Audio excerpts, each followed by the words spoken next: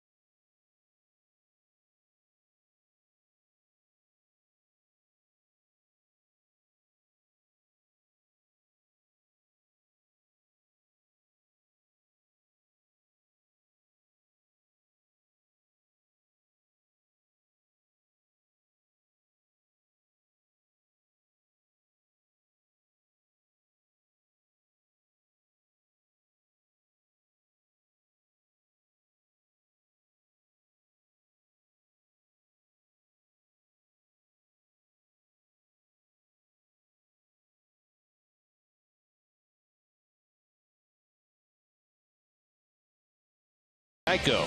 By AT&T, rethink possible. By Parts Authority Auto Parts Superstores, where the answer is always yes. And by Cholula Hot Sauce, the flavorful hot sauce with the iconic wooden cap. Hitting the road, take the Mets with you this season. Subscribe to MLB.tv today to see every Mets out-of-market game live online and on your favorite devices in HD quality. Visit Mets.com to order and get more details. MLB.tv, baseball everywhere. The driver on the majors presented by Cadillac. Albert Pujols hitting 194, no home runs, so he's sat, and Mark Trumbo in his spot hit a home run. And the Angels beat the Blue Jays 6-2 behind C.J. Wilson. Felix Hernandez, brilliant again. He's now 3-1 with a 1.89 ERA after shutting out the Twins over 8 innings last night. And Adrian Beltre, bad hamstring, comes off the bench. 3-run pinch hit home run in the 11th. And the Rangers now 18-9. They beat the Indians 5-2. R.A. Dicky coming off a no decision that started with 5 no-hit innings his last start. He'll take the mound for the Mets this afternoon in the rubber game against Arizona. First pitch is coming right up.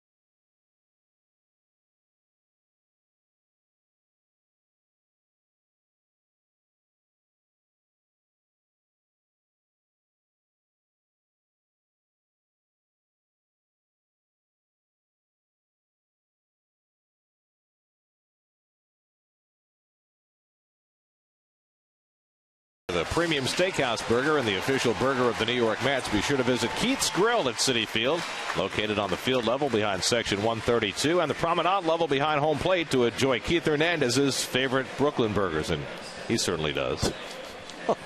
Comes complete with the Tootsie Pop. Here's your Ford starting lineup for the Diamondbacks this afternoon. Kirk Gibson used something of a backup lineup yesterday. He's got Willie Bloomquist and Miguel Montero and Cody Ransom back in the lineup today. Gerardo Parra as well. As the Diamondbacks and Mets play the rubber game with 3, and R.A. Dickey hurls for New York. Well, we talked a little bit about his last start. 5 no-hit innings, then ran into a buzzsaw in the 6th inning, giving up a 2-run home run to leave that inning 3-1. That's his record this year, 3-1, and 44 wins in his big league career. Defensively, you look at Neuenhuis now in left field today. Torres, Duda had the day off. Davis had the day off. Tejada and Murphy have played the most games, or started the most games up the middle, 27. David Wright, of course, and 6 of 23 for Josh Thole, would-be base stealers. Mets had lost 4 in a row before they eked one out yesterday, and thought there were a couple of really key at-bats in that game. Obviously, Santana was great, but the Bobby Parnell at-bat against Miguel Montero in the 8th and the Frank Francisco at-bat against Justin Upton in the 9th, both very, very impressive. You know, I thought the at-bat with Montero against Parnell, we've seen him in the past kind of pitch around left-handers, and he did not. He went right after him. And same with Francisco. A lot of sliders, a lot of slow stuff, got ahead of him. He elevated that fastball like he did to Hayward the first game of the season. Willie Bloomquist will lead it off for the Diamondbacks, who are 500 on the season at 14-14. They're finishing up a long road trip here today and then head back home. Bloomquist hitless in his last 10 at-bats and 0 for 5 in the series. All right, Dicky had the 5 good innings and the 1 bad inning in his last start against the Astros, giving up a 2-run homer to Matt Downs after the Astros had scratched out a run. And so he takes a deep breath, ready to go in his 6th start of the year. And the first pitch of the afternoon is a floater that stays on the outside corner for a strike. Bloomquist, the former Mariner, now 34 years old, playing just about every day at shortstop with the absence of Stephen Drew, and he grounds one to shortstop where Ruben Tejada waits, and that's the first out of the afternoon. So 1 out and nobody on. Now Gerardo Parra, who today is celebrating his 25th birthday, which means he has the same birthday as the great Willie Mays, who is 81 today, and happy birthday to Willie. Is there anybody in baseball who doesn't smile when they say the name Willie Mays? No, you're right. Maybe a couple of pitchers who had to face him over the years. Well, Parra with a Willie Mays-like catch in the first game of this series to end it. And that floater misses low for ball 1. See, very simple motion by RA. Has that good downward movement today. Very humid here at the ballpark. As the season has progressed, and it's only his 6th start, he has thrown fewer and fewer fastballs. He had some cold conditions, some rainy conditions early in the year. He had that awful start in Atlanta when it was raining, and he had to throw more fastballs. But as the weather's improved and his knuckleball has been terrific, there's been no need. And a grounder right back to Dicky. And that's 2 quick outs. Well, Gary, when you think about that, I think that R.A. Dickey in a perfect world would never want to throw a fastball. But you're right. When conditions count for it, when the count makes him have to throw a fastball, of course he'll go to that. Now Justin Upton, just 2 for 10 in the series. And Ronnie, he does not look right. You know, he hurt himself. He hurt his thumb. When I watch him play, he has equal power to right field, right center as he does left field. He's coming off the ball a little bit. He just looks a little off, and I'm sure it's from that thumb injury earlier in the season. And he takes the knuckleball for a strike. Only the 2nd time Dickey's ever faced the Diamondbacks, and Upton, first time that they squared off in 2010, hit a home run against Dickey at Chase Field in Phoenix. And he takes another strike, and it's 0-2. If you're going to wait around and wait for Dickey to walk you, that's not going to happen. No. It's a good strategy against some knuckleball pitchers, but not against RA. And Upton, with a late swing on the hard knuckleball, fouls it off.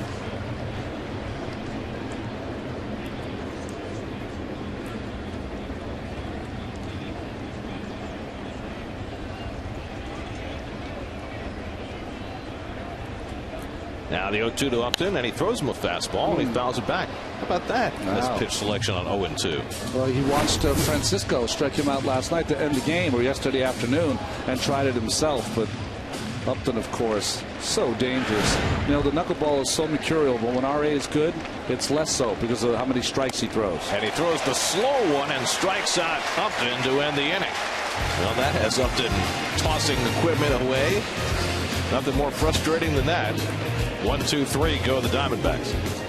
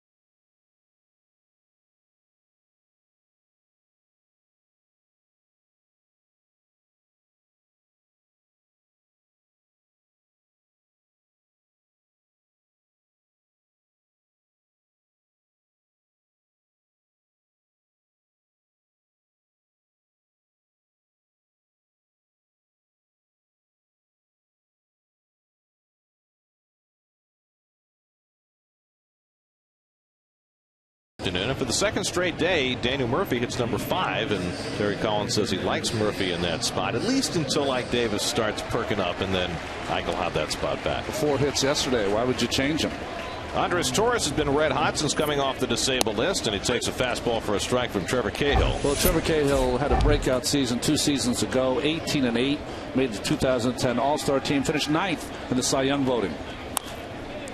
And eligible for arbitration, and so the budget-minded A's packaged him in a deal with Craig Breslow and sent him to the Diamondbacks for 3 players. And the Diamondbacks very happy to have Cahill in their rotation. He's pitched well in 3 of his 5 starts this year, and coincidentally enough, all those 3 good starts have been on the road. Most recently in Washington Tuesday night when he pitched 7 1/3, allowed just 1 run and 6 hits. Yeah, Kirk Gibson said that was his best outing to date. Really was pounding the strike zone. He's got a good sinking fastball, outstanding changeup, and has a very long arm action. And Torres lays off. It's 2-2. Andres has played in 5 games since coming back from the DL, and he has an RBI hit in all 5. Yesterday, he had a curveball from Josh Colmetter almost off the ground for a base hit that drove in 2 runs. And he takes the fastball inside from Cahill, 3-2. So Torres, who missed about 4 weeks, has hit the ground running and has shown no ill effects from the calf injury that felled him twice. Kirk Neuenhuis sitting second in the order on deck, and Torres gets aboard with a leadoff walk. So the Mets have the leadoff man on. Well, defensively, you see the Diamondbacks defense, brought to you by Coors Light. Knuckleball, Parra, and Upton in the outfield. Parra with that great catch the first night. Ransom back at third base. Bloomquist, McDonald's, who's usually a shortstop, but here at second today. Goldschmidt, who had a big hit in yesterday's game off Santana, and Montero behind the plate. So here's Kirk Neuenhuis making his first start in this series, and the first time he has hit in the number 2 spot in the batting order. Batting at .311. He's had just 1 at bat in this series. And Cahill fires one on the outside corner. Neuenhuis playing left field today. There is basically no update on Jason Bay other than the fact that he now has the flu to go with his fractured rib. He's made very little progress in terms of being able to resume any kind of baseball activities. Torres runs and Neuenhuis pops it up, so Torres will move back to the bag as the center fielder Parra camps under it, and that's the first out. What did Terry Collins say about Bay? He's still experiencing pain. If you experience pain, you can't start any baseball activities. Let's see the jump here by Torres. Very nice. Looking in, hit and run there. Put on by Terry Collins. You know, new guy in a new spot in that 2 hole. See what happens. So 1 out and 1 on. Now David Wright, who had his 10-game hitting streak stopped yesterday when he went 0 for 4. 3rd in the National League with that .376 average. 1st in the majors with that .486 on base percentage. He's already had 19 walks to go with 32 hits. Torres stole his first base as a Met in the game yesterday. And the Mets need for Torres to be that base stealer, although not necessarily with Wright at the plate. He did steal with David batting yesterday. And it's looped in the air to left center, and that'll fall for a base hit. Torres turns second. He'll go to third. Here's the throw coming from Parra, and it's a little bit offline. It enables Wright to go to second base, and the Mets have 2 in scoring position. You know, sometimes, as you see the pitch here to right jams him, sometimes having a great arm puts you in harm's way. Here Parra gets to the ball quickly. He's got a very strong arm, but with 1 out, you have to show some due diligence there and throw that ball to second base. Keep that double play in order. Nice job by Torres taking advantage and being aggressive on the base paths. Last year was the first time that when they chose the Gold Glove outfielders, they chose it by position, and Gerardo Parra won a Gold Glove as the left fielder in the National League, but now forced to play center field with the injury to Chris Young, and maybe not quite as proficient there as he is in left. So here's Lucas Duda with 2 in scoring position. The Diamondbacks will play the infield back with 1 out. Duda has started only 1 of the last 5 games. He missed the 3 in Houston with the flu, and he sat down yesterday against the left-hander Pat Corbin.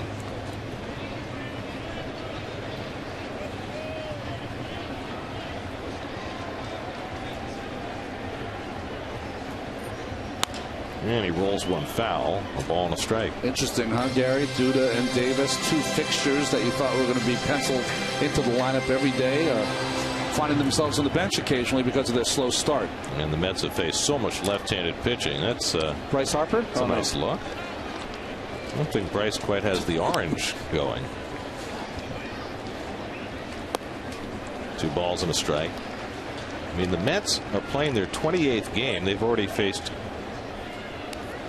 14 left-handed starting pitchers, which is certainly not a boon for a team that has so much left-hand hitting in the middle of their lineup. 2 in scoring position here for Duda. And he floats one foul, and it's 2-2. One thing about Cahill, he is a ground ball pitcher. He's already had 1 fly ball out in this game, but his ground ball fly ball ratio is the most pronounced in the major leagues. Last year, 3.3 ground balls per fly ball. Kind of the opposite of what Santana was yesterday. Yeah, right. What do you have? 2 outs in the ground, 1 a bunt. Yep.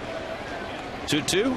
And Duda goes down on the changeup. Good pitch by Cahill for the second out. Well, this is his signature pitch, that changeup that he turns over, the bottom just drops out, and this has been kind of the Mets' problem. They have great on-base percentage, they walk a lot, but they also strike out a lot. Well, the Mets are at 39% as you see the distribution of outs for Cahill in his career. The Mets are just at 39% getting a runner in from third with less than 2 out coming into the day, and now Duda unable to do it there. So now it's left to Daniel Murphy, who was 4 for 4 yesterday, and he has to skip out of the way for a ball 1. Murphy had a very strange 4 for 4 yesterday, in that mostly he was just flicking his bat at the ball and putting it in play, and good things happen. You know, facing a left-handed pitcher, he shortens up in that stroke, and you're right. Really just played pepper yesterday to the tune of 4 hits.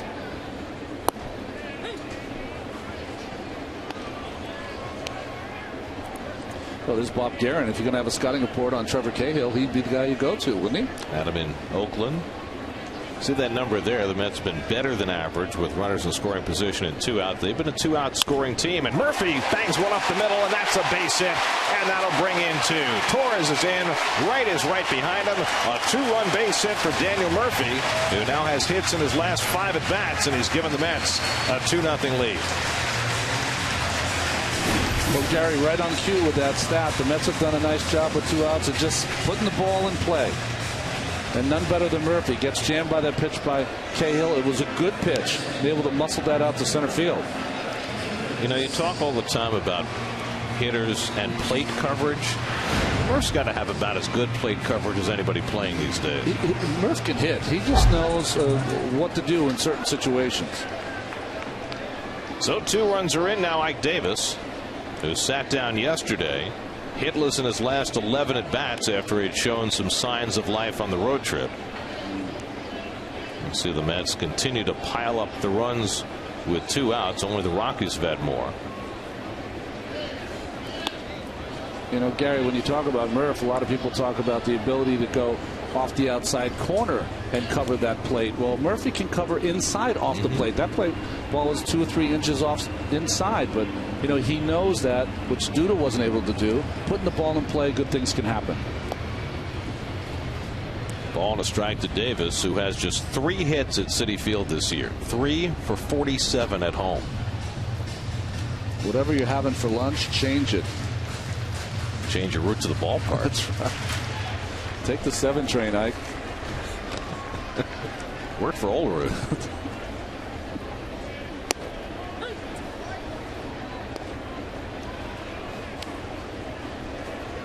You can see the numbers. Ike has been just about what you'd like away from Citi Field. Ruben Tejada hitting 7th in the order today, waiting on deck. Here's the 1-2, and the breaking ball misses outside. 2-2 to Davis.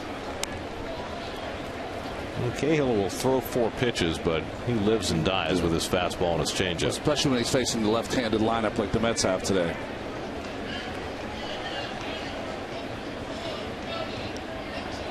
And Davis lifts one to center field. And Parra comes in to get under it. That retires the side, but the Mets cash a pair. Daniel Murphy with the big 2-out, 2-run hit. Just putting the ball in play. It's working for Murph right now. He hands ARI Dicky a couple of runs, a 2-0 Met lead after 1.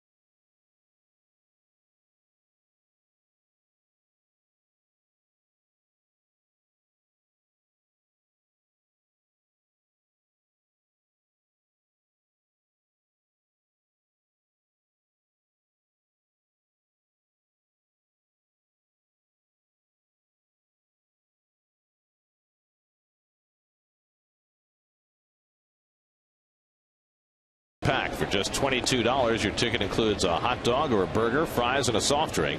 Visit Mets.com now for your Power Pack tickets. Second inning, ARI Dicky now with a 2-0 lead. Jason Kubel leads off, and he takes a knuckleball inside. Kubel 0 for 7 in the series. In fact, 0 for his last 13. The former Twin, who had a home run against Dicky, facing him in the American League, takes a strike. Well, you think about it, with signing of Joe Mauer for all that money, the Twins weren't able to keep a couple of their good offensive players, Kubel and Kadire, and it's really affected them this season. And now Justin Morneau's back on the disabled list with a wrist injury. They are just having a miserable time of it. 7-19 to open the season. And Kubel takes the knuckleball for a strike. It is 2-2. Paul Goldschmidt on deck, then Miguel Montero against Dicky, who set the side down in order, and a couple of grounders and a strikeout in the first. There's Goldschmidt on deck, and that knuckleball just misses. 3-2.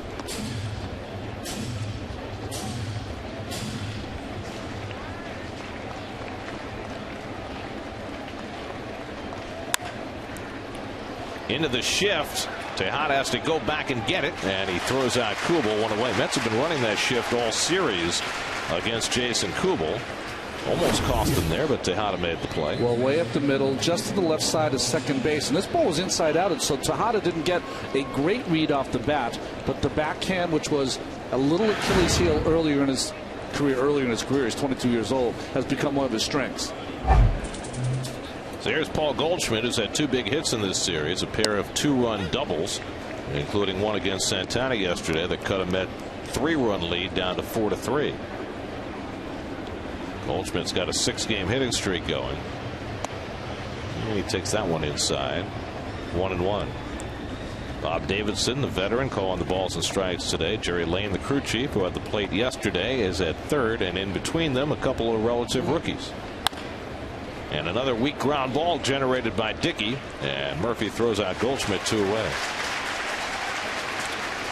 So 2 out and nobody on. Now Miguel Montero coming up. Ronnie, have you heard about this little dust up between some of baseball's elder statesmen in Colorado last night? No, give it to me. What we got? Well, the Braves pounded on Jamie Moyer and beat the Rockies 13-9. And apparently after the game, Moyer accused Chipper Jones of relaying signs to Brian McCann. And Chipper took great exception to that and said to a couple of Rockies that if Moyer wanted to talk about, he'd meet him in the hallway. I remember when Eddie Lynch got traded to the Chicago Cubs. We were in Wrigley. Keith was on second base. Eddie thought that Keith was relaying signs into the hitters. He stopped the game, walked all the way to second base, and was screaming at Keith. The reason it was so strange is Eddie and Keith were the best of friends when he was with the Mets. I mean, the best of friends. Well, Jamie Moyer has not pitched in the major leagues this long by not being cranky. Now, I think also they got some young catchers over there for the Colorado Rockies, so you got to make sure you be careful when you move, but don't move too quickly. Dicky strikes out Montero, 6 up and 6 down for RA, and the Mets lead 2-0 in the second.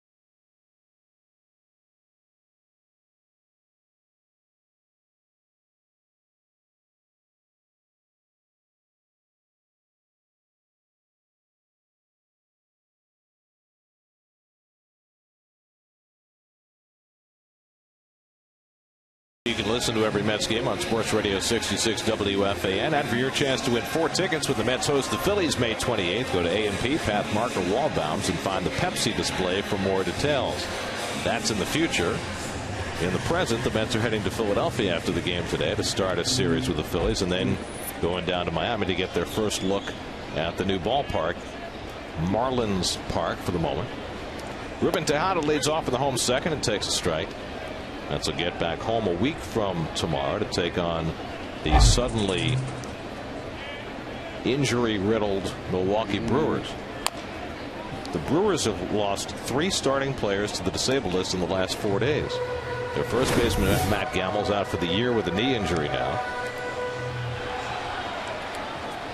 And Carlos Gomez goes on the DL with a knee. And then Alex Gonzalez hurts his knee yesterday, and he might be out for a while. A late slide into second base by the veteran shortstop.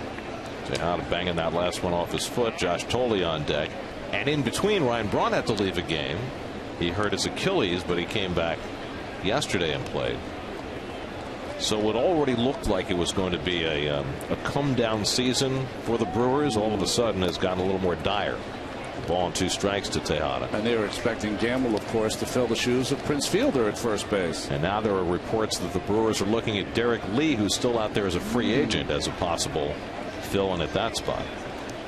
Tejada 1 for 8 in this series, and he hits one slowly down to third. Tough play for Ransom, and the bare hand toss not nearly in time, and Tejada has an infield hit. I don't care how hard you hit the ball off your toe. If you hit one like this, you are going to run fast. Smelling that base hit by Ruben. Nice try here by Ransom. Bare hand, just caught it on the 2 middle fingers. Finally gets that grip. did everything he could. No chance at Tejada. That super slow-mo is a great instructional tool for kids trying to make that play. It's fantastic. You want to catch it with your right foot on the ground, transfer it to your left, and make that throw. And to have your hand open and turned up like that. Here's Josh Tolley. Yep. And a pitch out. Tejada, who is not a base stealer, not going anywhere. The one thing I've seen in the series here with the Diamondbacks is Kirk Gibson and his staff have their pitchers throw over a lot. They'll pitch out a lot. They're doing everything they can to combat a running game. Why? Because that's how they make their mark with the running game, and they're trying to stop the other team from doing it. There's Alan Trammell. That's a very interesting concept that you just put forward. As Tolley takes low and inside, it's almost like the catcher who calls the pitches that he can't hit. That's right. Right? That's right. All right, Dicky waiting on deck. If we do it, I guess we have to expect that they're going to do it. Of course, the Mets played hit and run in the first inning, and they could do that here with Tolley, although you rarely do that with the pitcher on deck. 3 balls and no strikes. Tolley's been struggling lately. Got off to a great start this year, and it seems since he hit the home run in Colorado, all of a sudden he's been chasing some bad pitches, although not in this at bat. Hitless in his last 10 at bats. And Josh takes a strike, 3-1. My unscientific theory is that there are as many bad experiences that come from hitting in Colorado for 3 or 4 days as there are good. Sometimes you come out of there feeling like every line drive is going to be a home run. Well, David Wright basically said as much after the series in Houston. He said, you know, the series in Colorado seemed to have taken a lot out of us. Tolley hits one out to center, and Parra easing back. And that's the first out. So for Cahill, who is a ground ball pitcher, he's had no ground ball outs and 3 fly ball outs. So 1 out and 1 on. And now Dicky will come up looking to move the runner. RA 1 for 10 at the plate this year, looking for his first sacrifice bunt.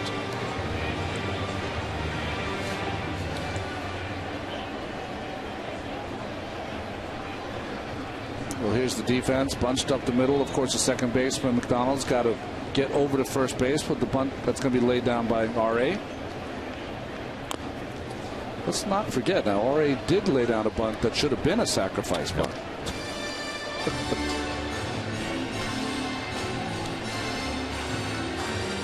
The old Tolley play. What did Kevin say? 37 inches, 34 ounces on that bat for Dicky. Gives you a lot of plate coverage. We were talking about that. That's And that's a fair ball. Montero goes to second with it, and the relay to first. Dug out nicely by Goldschmidt for the double play. So Dicky only to get it fair by an inch, and it leads to a 2-6-4 double play. When we come back, the great Ralph Kiner will be with us to carry us through the middle innings. Mets up 2-0 as we go to the third.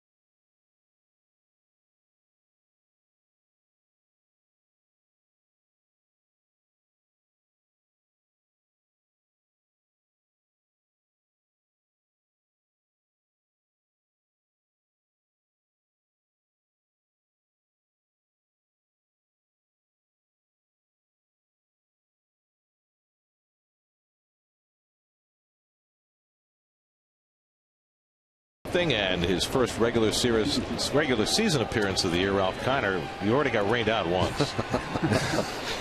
That was a tough day, that rained out. Come all the way up here from Florida and then get rained out, and I had to get back, and it was not easy. It was a planes, trains, and automobiles situation after that game. Yeah, and an $85 cab ride.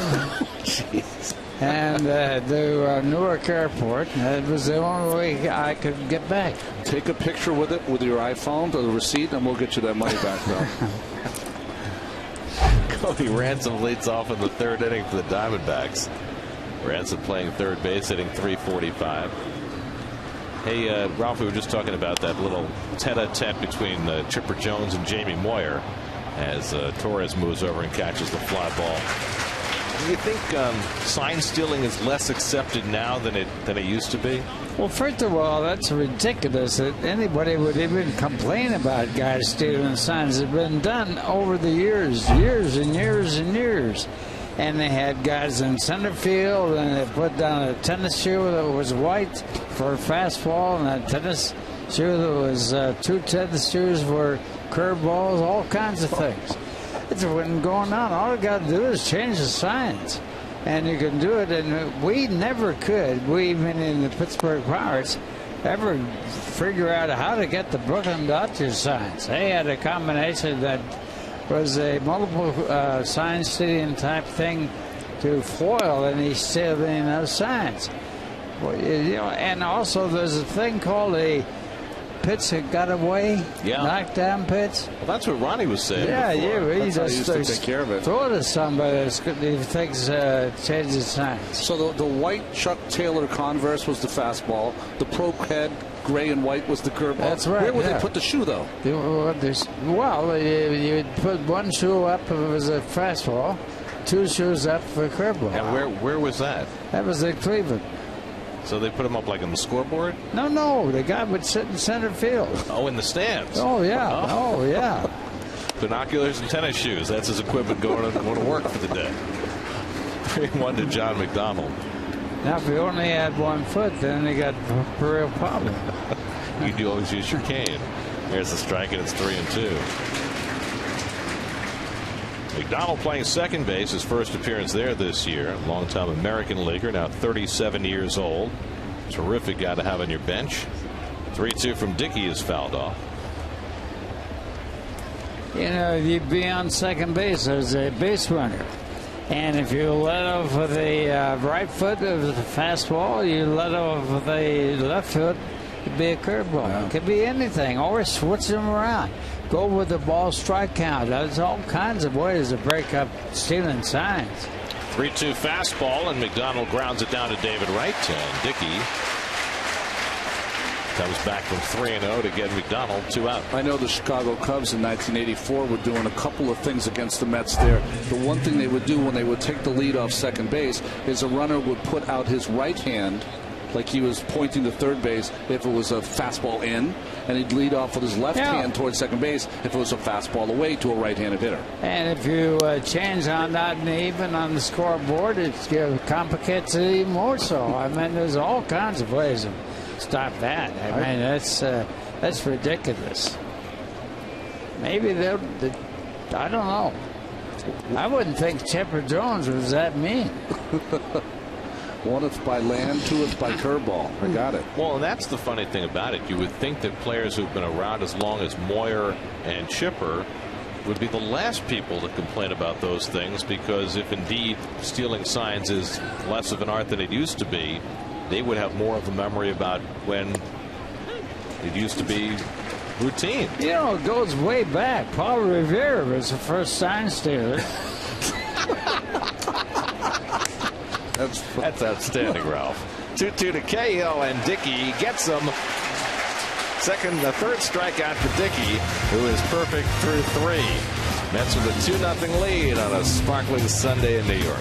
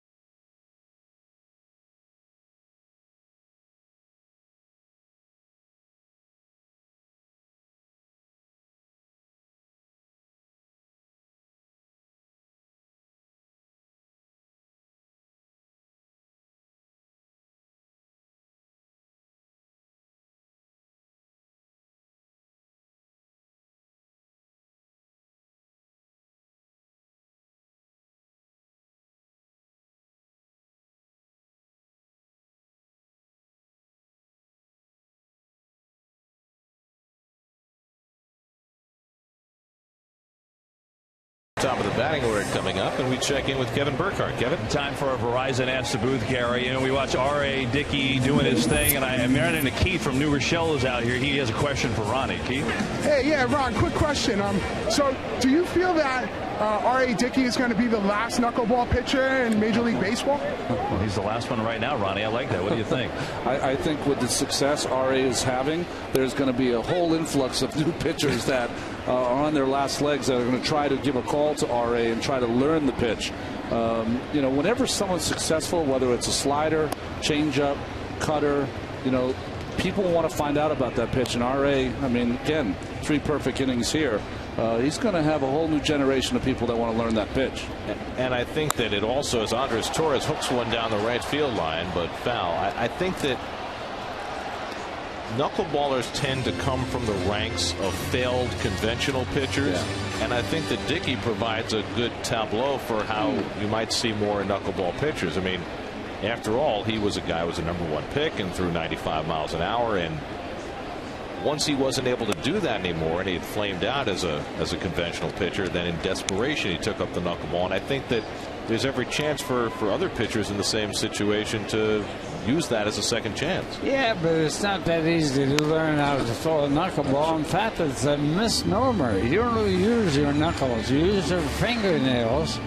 And the first guy to do this was way back in 1905. And somebody that started that could get it over. The main thing is you can't get it over. Bloomquist throws out Torres for the first out. There have been 70 legitimately numbered knuckleball pitchers in the history of baseball. Only 70. And they were guys like Phil Niekro and Hoyt Wilhelm. Niekro with 300 victories as a knuckleball pitcher, the all-time winner. And then they got a guy like Hoyt Wilhelm was a great relief pitcher, and he was a knuckleball pitcher and things like that. But it's not that easy to learn. Although every player thinks he can throw a knuckleball. There's Tom Candiotti on the left that's working on the Arizona broadcast. He was a knuckleballer in his time. Well, the one guy, Ada Saikati, was one of the first of all the knuckleball pitchers going way back to 1904, 05, 19, whatever it is. But the whole thing is that they do it with their fingernails, not knuckles. But it wouldn't sound right to say there's a fingernail pitch. It's not as macho, I think. That's right. Yeah, you got to make it really macho. Now, R.A. said something very interesting. He said that the foundation, though, for proceeding to try to throw the knuckleball is that you spend your entire career trying to put spin on the baseball. You've got to be able to take spin off the baseball. Take the spin off the baseball. There's your list there, Ralph. Those are the most wins. Of course, Hoyt Wilhelm, a relief pitcher, not on there, but he won over 140 games and pitched a no-hitter in a rare start against the Yankees. I did hit against Ted Lyons, and he was a real good knuckleball pitcher, but also he threw curveballs and fastballs. Neuenhuis Lions went right at McDonald for the second out. And in 1945, the Washington Senators had 4 starting knuckleball pitchers. And Wes Farrell was a catcher for the Washington Senators. He made the Hall of Fame and should have been, having to catch 4 knuckleballers. Here's David Wright with 2 out. Incidentally, that year, Washington Senators, that's a war year, 1945, finished second in the American League. Sure, nobody wanted to go and face them in a 3-game series. They come out of there with a Baba Hadell. That was the whole thing. Wright singled to center, scored a run in the first. And David takes off the plate from Cahill, 1-1.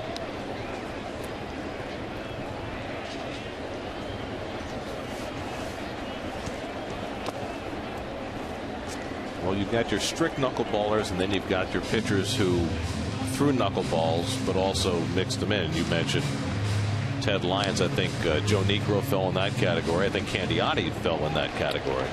I was rushed into action. The first game I ever did Oakland Athletics asked me to do a game. It was Tom Candiotti against Steve Sparks. That's the first game I ever did on TV. 2 knuckleball pitchers. I said, I think I'm the wrong guy for this game. Actually, Sparks, we saw Sparks in Houston. He was doing some work for the Astros TV. Well, the other overhand toss by Bloomquist, and another nice pick by Goldschmidt. And that gets Cahill through a 1-2-3 third. Speaking of bobbleheads, I guess he faced a few knuckleballs in his time, too.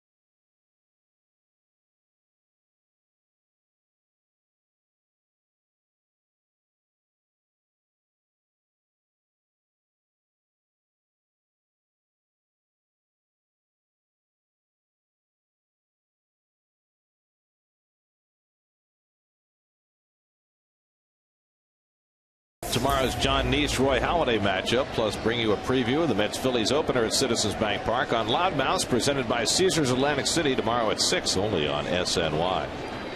Mets in the last place Phillies tomorrow. Halladay's last start, didn't he have a 6-run lead? Yep. Gave it up late? He did. It's not been going well for the Phils. They don't hit much. The only plus that they've got coming up in this series is they'll get Cliff Lee back from the disabled list. He'll pitch Wednesday. That's off Bloomquist's foot, and it's 0-2. You know, one of the things about Dicky is the fact that he had a no-hit, no-run game going for 5 innings a couple of outings ago. And he's on a string of doing the same thing again. And he says he always expects to pitch a no-hitter. Shouldn't that be every pitcher's goal every game? Really should be. Ronnie? I was trying to win. My aspirations weren't as high. Well, you got close a couple of times within 1 out, right? That's right. No, well, took him through 7 innings a couple of times. 2-2 to Bloomquist, and he punches one right at Murphy, and that's the first out of the inning. So 1 out and nobody on. SNY's Super Slow Motion is brought to you by your Mercedes-Benz Tri-State dealers. Visit them on the web at searchmercedes.com. Put those eyes on the ball. See. Look it in, Ike. Perfect. Eyes are a big part of this game. Gerardo Parra hit a comebacker his first time up. You know, speaking of eyes, Keith Hernandez was on there the other day talking about, you see the spin on the ball? Mm-hmm. No way that anybody can see the spin on a curveball. And I got that on the authority of every doctor I've ever gone to about eyes. He said, can't be done. Your eyes are not fast enough to see the spin on a curveball.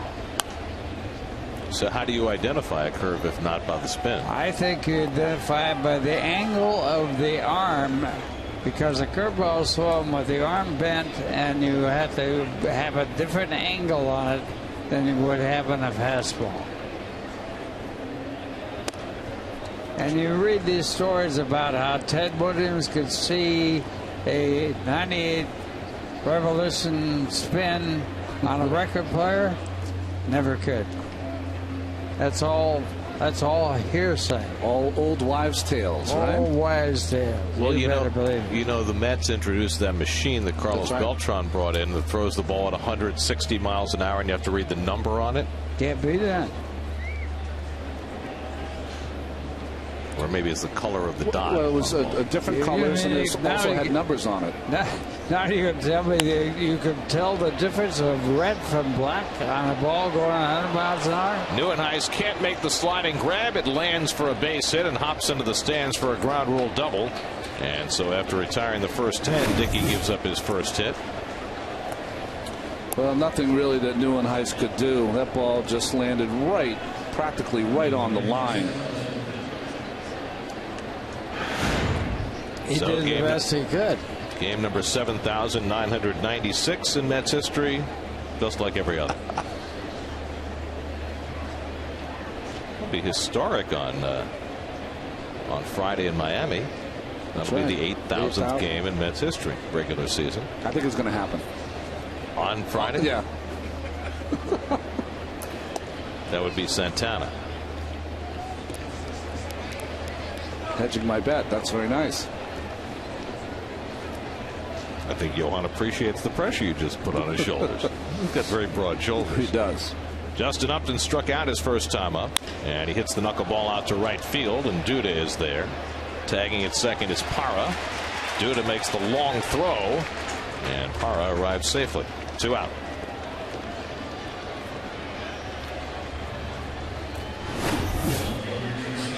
Well, Duda does everything right here. Gets behind the baseball. The one thing he is going to work on, I'm sure, is that it takes him about 2.5 steps to get rid of that baseball. He'll get to a point where it's really a half a step and let it go.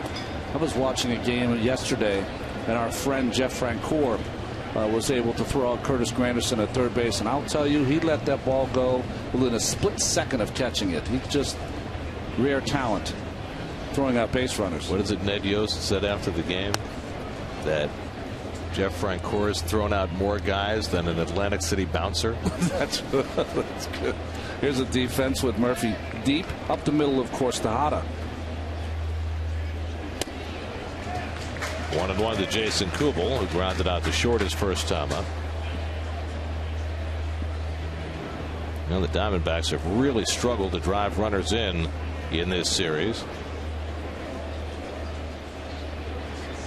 And Kubel chasing a high knuckleball, and it's 1-2. You know, it'll take some confidence for Lucas, because he's really just trying to catch the ball as this flutterer stays up in the strike zone.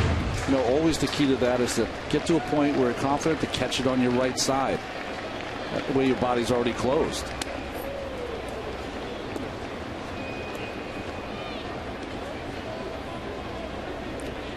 Paul Goldschmidt would be next. Kubel batting with 2 out and a runner at third. 2-2 from Dicky, and it's foul back. Dickey's got a couple pitches back here. A couple of pitches up in the strike zone to Kubel. What do they say? If it's high, let it fly.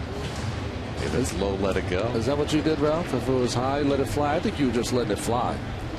You got to get the ball in the air to hit home runs. There's no way in the world do you do it on the ground unless it's inside the park.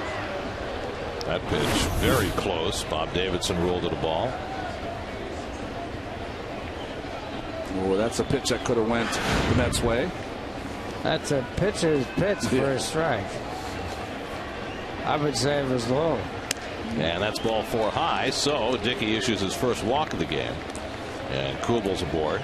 Tying runs on base for the Diamondbacks with Paul Goldschmidt coming up. Goldschmidt bounced out to second base his first time up.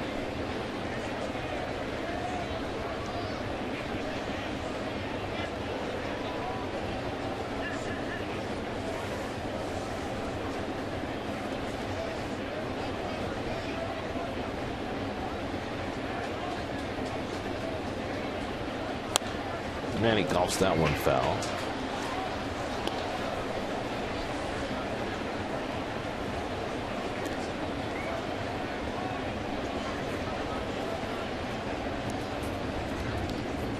Parra at third, Kubel at first with 2 out.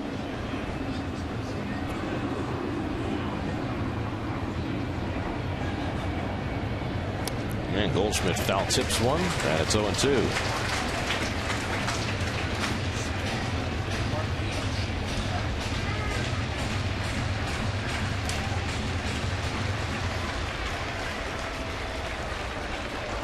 Dickey's got it dancing today. In the air to center field, and Torres puts it away to retire the side. Dickey gives up his first hit and first walk, but carries a 2-0 lead.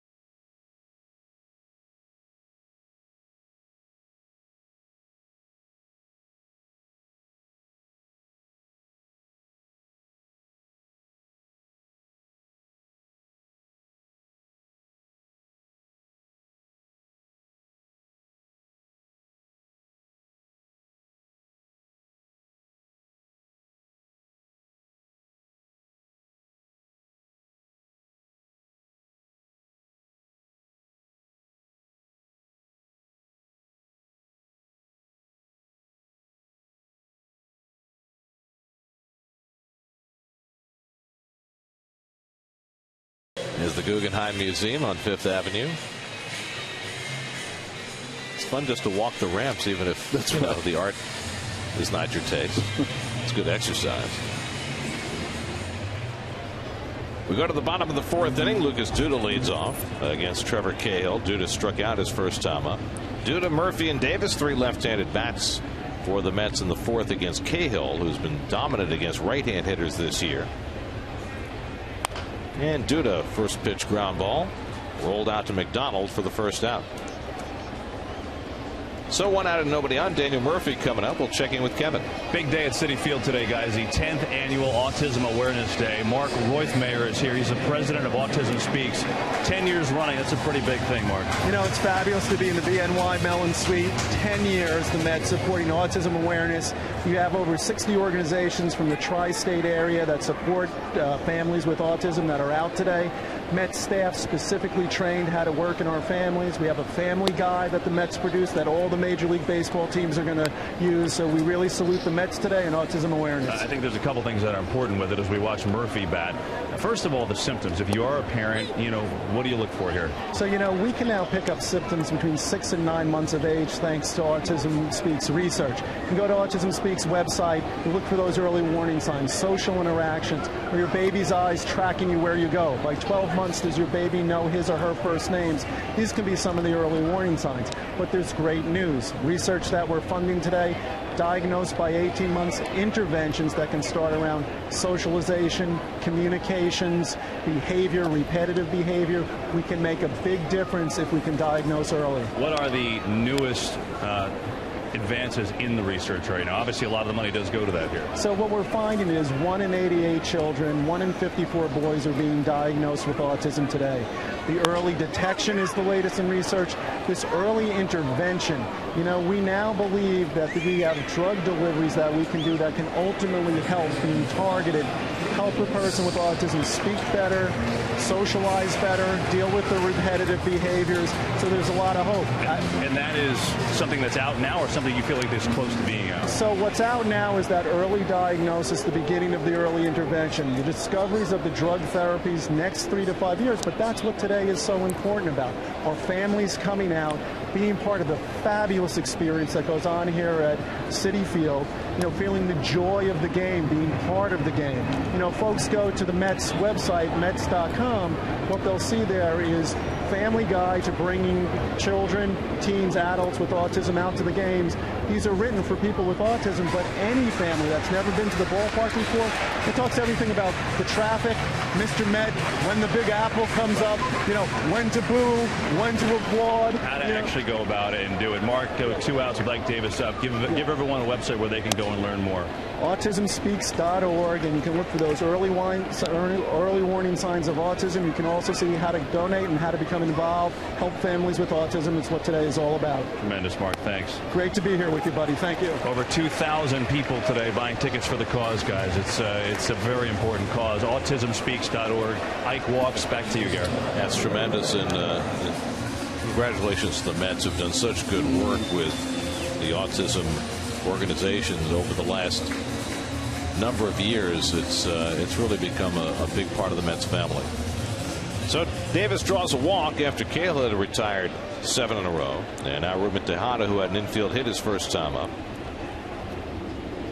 Second walk given up by Cahill. Mets with a 2-0 lead, got both their runs back in the first, and Tejada takes a strike. Interesting, after rolling one out to Ransom his last time up, Ransom playing back again, and Tejada threatening to bunt one that way. That'll be a surprise play with 2 outs. You want to try to hit something in a gap that'll score like Davis. Especially a guy who has 10 doubles this year, but he does bunt, and Cahill has the only play, and Tejada falls over first base very awkwardly. And let's hope he's okay. That was scary.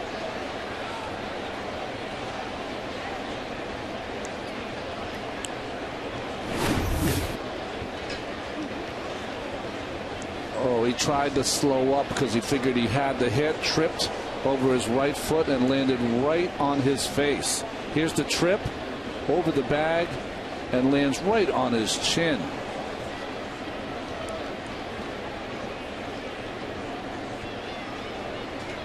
Ooh, that's awful. Yikes.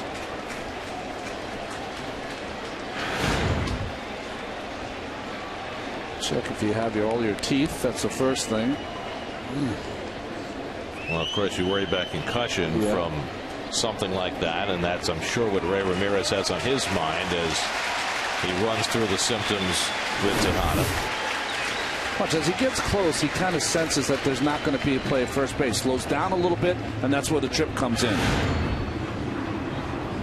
Boy, he got a little mouse on his eye. And he'll need a new pair of pants, too. Ripped those pretty badly. And he's coming out. So Tejada laying down the bunt has a 2-for-2 day, but takes one on the chin, quite literally. And will come out of the game in favor of Justin Turner. Well, the Mets sent Jordany Valdespin back to Buffalo yesterday when they activated DJ Carrasco after the game, and at least for the moment till Ronnie Cedeno comes back, that makes Justin Turner the backup shortstop. You know, he's not a natural shortstop by any means, but the Mets' contention all along has been that he could fill in for a day or two if necessary, and he's going to get a chance to do that here this afternoon. Turner played first base in yesterday's ball game. Josh Tolley flying to center his first time up.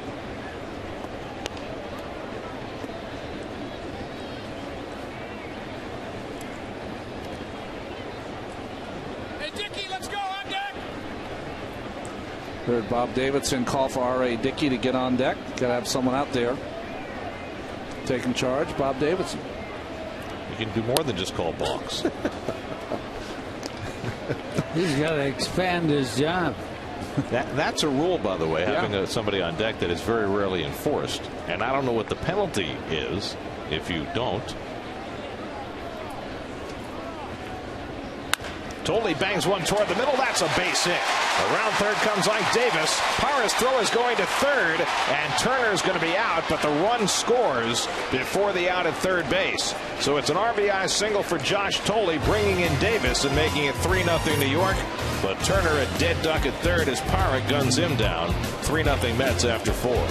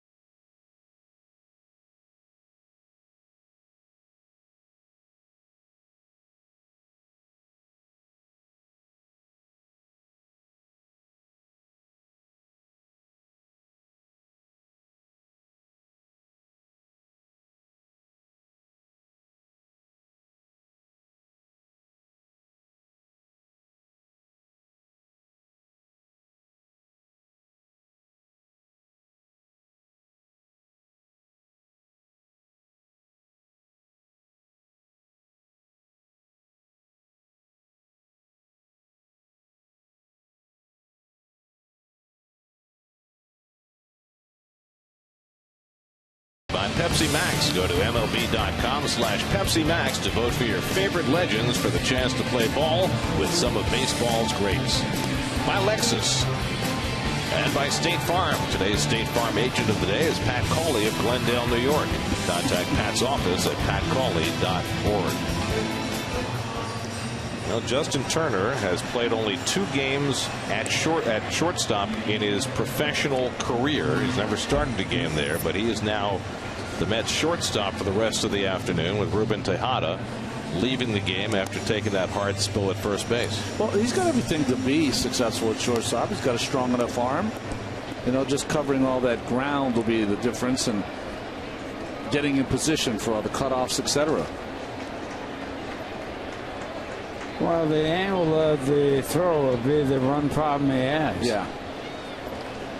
I thought coming into this game, Ralph, that Montero would give Dicky the biggest problem. He's got kind of a long swing. He likes the ball down. Montero struck out his first time up, and he flies one foul. 0-1. By the way, one of those games that Turner's played at short was last year with the Mets. And the other one came in 2010 as an Oriole. But he never played the position in the minor leagues, ever. 0-2 to Montero. Now the question is, how badly is Tejada hurt? Will he be ready to play tomorrow? And if not, do the Mets have to go to another plan? Ronnie Cedeno is supposed to be getting pretty close to being able to return. Strike 3 called, so Montero is down looking. Second time he's been fanned, and that's the 4th strikeout for Dicky, and Montero goes away unhappy.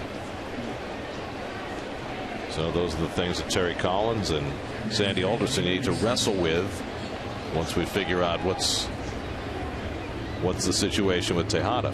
It's amazing how that kind of baseball law will come back and haunt you. You send a guy out, and it's the position that you need today. Well, they just sent Valdespin down after the game yesterday, figuring they needed bullpen help because Miguel Batista is going to start Tuesday night in Philadelphia. And so DJ Carrasco was brought in out of his rehab assignment back from the disabled list. They're asking Terry about DJ, said that he'll provide some insurance for that bridge through the 5th through the 8th inning, and that he's been throwing extremely well. Cedeno went on the DL April 23rd. So that means it's going to be a couple of days before he's eligible. He's not yet served his 15 days on the DL.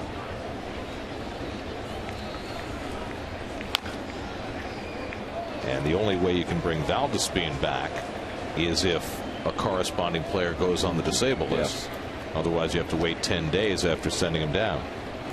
John McDonald, the number 8 hitter, on deck. Ransom flying to center his first time up. And he lines one toward the middle, but Murphy's there to play the one hopper and throws out Ransom, 2 out. Today's Twisted But True Fact brought to you by Twisted Tea Hard Iced Tea. 2003, Artie Moreno bought the Angels for $183 million, and they spent nearly twice as much this offseason on 2 players. One of whom is producing. C.J. Wilson pitched well last night. 4-2, maybe 3-2. He's pitched well. Went 8 solid innings last night to beat Toronto. John McDonald grounded out to third his first time up. I might not be Adam Smith, and I might not understand the wealth of nations, but I don't get that. That's not a wealth of numbers right there. I mean, it's shocking to me. I mean, you know, we watched Pujols for 11 years in the National League, and it's shocking he would ever have a stretch like that at any time, much less the beginning of the year. Torres puts away McDonald's fly ball. 1-2-3 go the Diamondbacks halfway through. 3-0 Mets.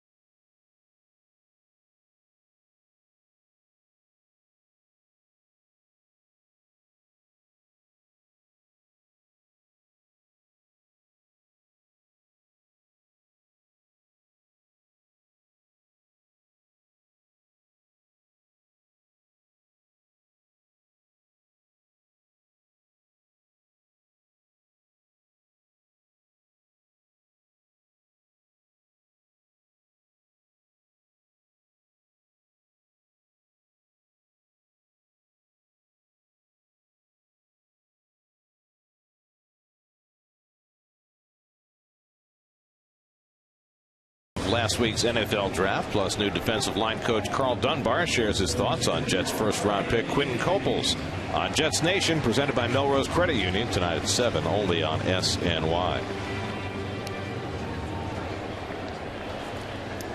Home 5th inning, R.A. Dicky will lead off against Trevor Cahill. Mets with a 3-0 lead. Daniel Murphy a 2-run single in the first. Josh Tolley a run scoring hit in the 4th. And Dicky takes a strike, 0-1. Well, we mentioned it earlier in the broadcast. Today is Willie Mays' birthday. Willie is 81 today. And Ralph, you had the privilege of seeing Willie very early in his career when he came up with the Giants. Was he the best player you've ever seen? Well, I would say that if he isn't the best player that ever played, he's among them. And I happen to believe the greatest player that ever played was Babe Ruth.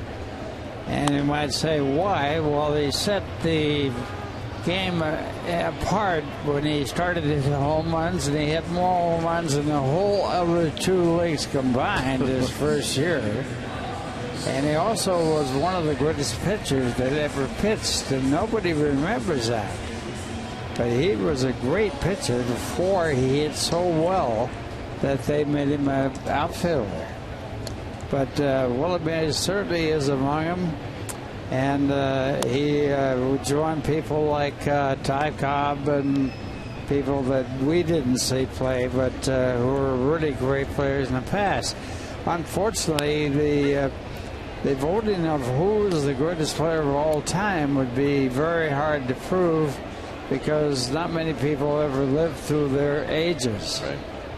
And so it's very common to say a modern day player would be the best player of all time. But the game has changed so much over the time that you really can't do it. I'm a real advocate and saying the Hall of Fame should be dispersed on the fact that you are playing in a certain era, like the dead ball era, the steroid era, the era of when walks were base hits and things like that.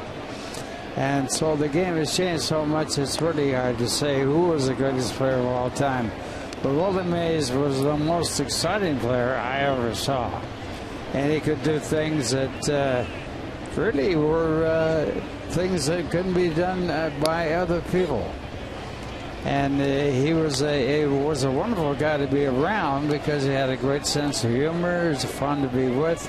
Unfortunately, at the bat dinner this year, I spent about 2 hours with him talking and having fun. And I played a lot of golf with Willie Mays in spring training and things like that. And I was a broadcaster for the Mets when they trained in St. Petersburg. I introduced Willie Mays at that bat dinner, and while you were sitting with him, he said, "Hey, Ron Darling, I'd have no problem hitting you." Remember? What's your answer? I want to hear your answer. There's no answer. He's right. Sometimes you're right. Well, they could do everything. They could run. They could steal bases. They didn't steal when he played in his prime as much as they later on did, and all those things add up. But he was really a great, great player, and it will always be remembered as the player that came up and started out so badly, he cried because he wanted to go back to the minor leagues. Hit his first home run in the major leagues off Warren Spahn. It's pretty He good. was one of the great pitchers. Pretty good way to start. Nieuwenhuis flies out to end the fifth. 3-0 Mets headed for the sixth.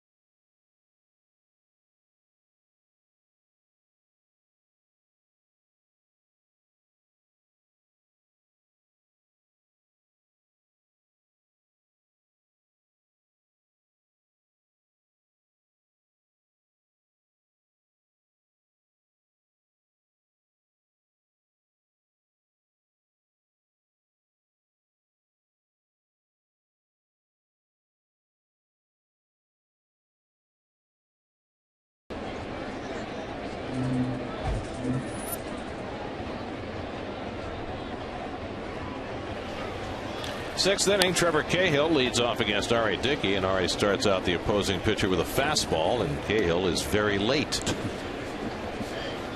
Cahill struck out his first time up.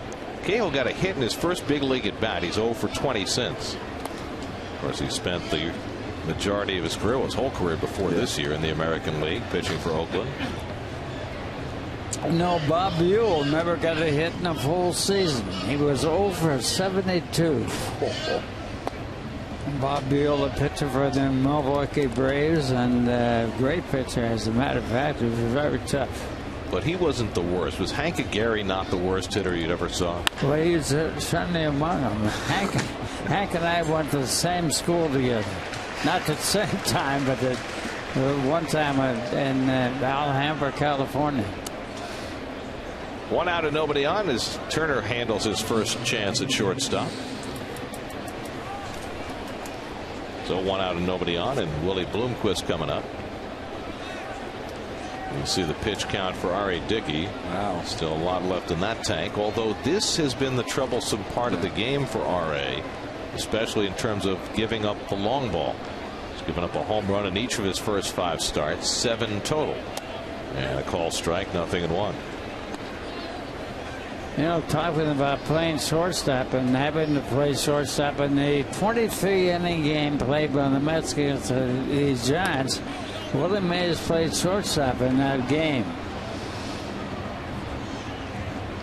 Willie Mays could play anywhere he wanted to. That's right. Where do you want to play? You say whatever he wanted to say and play it and play it well. Mickey Mantle come up as a shortstop? He came up as a shortstop, and they made an outfielder out of him. 1-2 to Bloomquist is grounded out in line to second.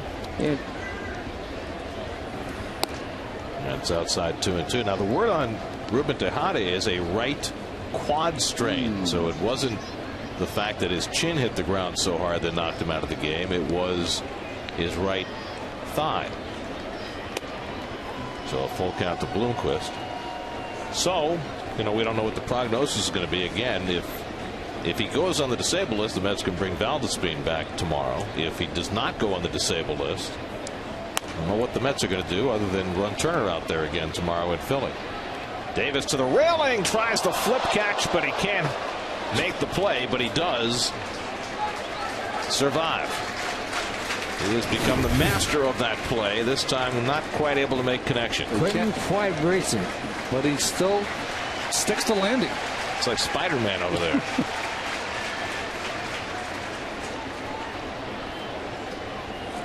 Spider-Man on the climb and Mary Lou Retton on the finish. Right.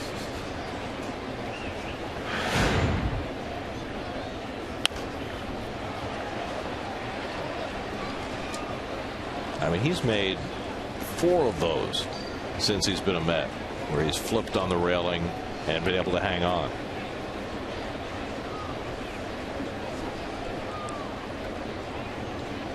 And the slow knuckleball is high, and it's a walk to Willie Bloomquist. Second of the day for R.A. Dickey. Time to check in the studio. Gary Apple has a New York State Smokers Quit Line game break.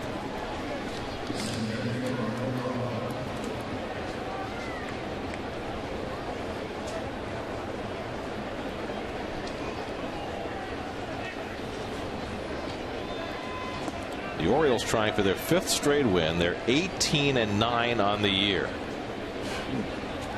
And not only that, if they win today, they sweep in Boston. That'd be 5-1 going through New York and Boston. Here's Gerardo Parra, who has the only hit, and now he has a second hit for the Diamondbacks. So just like that, the D-backs have 2 men on, and Justin Upton will come to the plate at the tying run. So Parra, after a fly ball double, yanks this one into right for a base hit. This one doesn't move too much on the outside part. Nice hitting by Parra. Hits that hole. And we talked about the 6th inning being the Achilles heel for R.A. Dickey so far early here in the season. So 2 aboard, and now Upton coming up. Upton has struck out and flied to right today, just 2 for 12 in this series, but clearly the most dangerous bat in the Arizona batting order.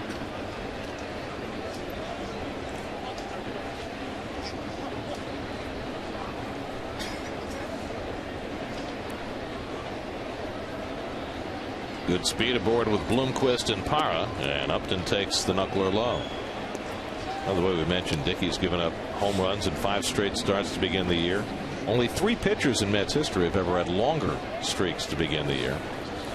Bob Henley, I think you'll be happy to know, Ron, is number 1 on that list. Okay. 8 straight to start the year. Don't want to be number 1 on that list. And Pedro Martinez shares the 2nd spot with you at 6 straight. What year did I do that, Gary? That was 1990. Oh, I'd already hit the apex. I was on the way down.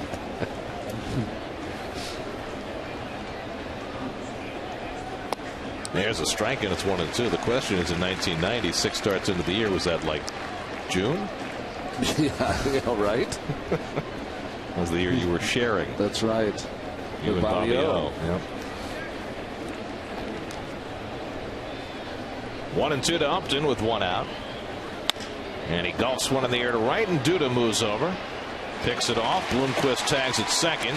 Duda's throw is cut off, but that's the 2nd out of the inning. So a big out for Dicky as he takes care of Upton for the 3rd time. Now he's got to deal with the left-hand batting Jason Kubel, who's grounded out and walked 0 for 1.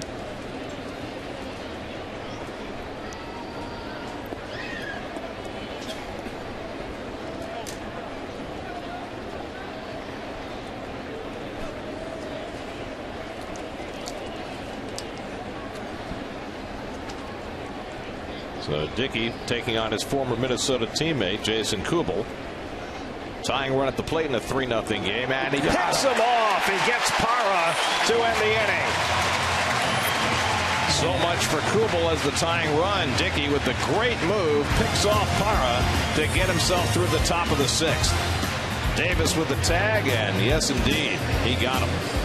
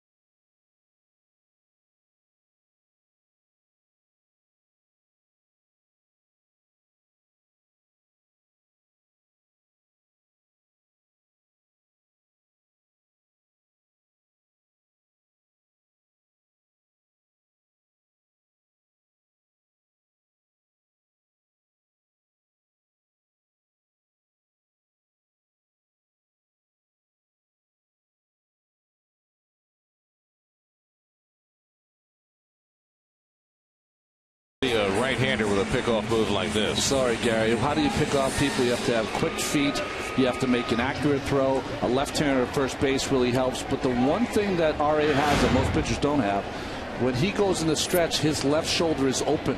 Most pitchers want that left shoulder closed. So he's almost facing first base. It's like, watch his left shoulder. It's like 45 degrees to the bag. It's easier for him to throw, and watch his feet. Just a little skip and a jump, and that ball's on its way. Now the real question is, how can you get picked off at first base with a tying run there? I mean, that is really bad base running. Well, that lefty first baseman allows the pitcher to throw the ball right on the ground in front of the bag. You just apply the tag. Bloomquist throws out right for the first out in the bottom of the 6th. So David's now 1 for 3. 1 out and nobody on, and Lucas Duda coming up. Now, you had a great pickoff move as a right-hander, Ronnie. What's the key? What's the most important thing in terms of the footwork there to A, make it legal, and B, make it quick? Well, you see a lot of block moves where a guy will move his left leg a little bit, but to make it legal is you have to make sure you do what RA does, and that's the hop. A lot of guys just step. They don't hop, and once you step, people are going to call a balk on you. So you have to shift your feet and go from where they're 90 degrees right at the plate, and you have to shift it and jump so your left foot is pointing towards first base. That's the hard part of it. After that, it's pretty easy. You know, I had Keith Hernandez over there. All you had to do is throw it like RA threw it to Ike Davis, and really the throw tags the runner itself.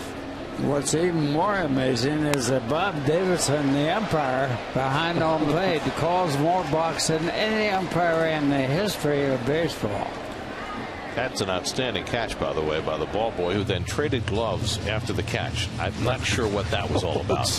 He caught it, and then he swithed gloves. Well, watch this. He's going to go to Google. Well, he has a glove for the 1-1 count and a glove for the 1-2 count. Maybe that glove's going to the Hall of Fame. I'm not sure. Duda hits one out to left, and Kubel puts it away for the second out. I will say, though, Gary, one of the things you can do to make yourself better as a pitcher and picking off people is go to the base running coach, and be Tom Goodwin for this team, and ask him, what do you look for from a right-handed pitcher, if you're a right-handed pitcher, to be able to get a good jump and steal? He'll give you all the little markings, and you try not to give those markings to the hitter. Is video helpful? Video is going to be extremely helpful. You know, just some guys won't have a good move because the athleticism of it escapes them. Here's Daniel Murphy, who has the biggest hit in this game. Base hit up the middle to score 2 in the first inning. And that gave Murphy 5 straight hits. That got snapped when he grounded out in the 4th. And Cahill bounces one, a ball and a strike.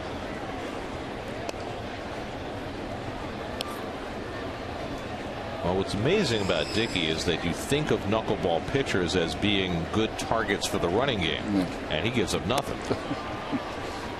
On the contrary, bailed himself out of an inning with that move. He's got a great move, and he's also quick to the plate for a knuckleball pitcher. And it also helps that he throws his knuckleball in the high 70s, not in the low 60s. RA's is so intelligent. I think that he's taken this knuckleball and pitching with it to a different art form. Slap to shortstop, and Bloomquist snaps it closed and throws out Murphy to end the inning. Hey, Ralph, great having you here. Okay, good to be back, and keep going. Everything's going fine. What is it, $85 to the airport? From where I was, yes, it was. I gotta find a cheaper ride.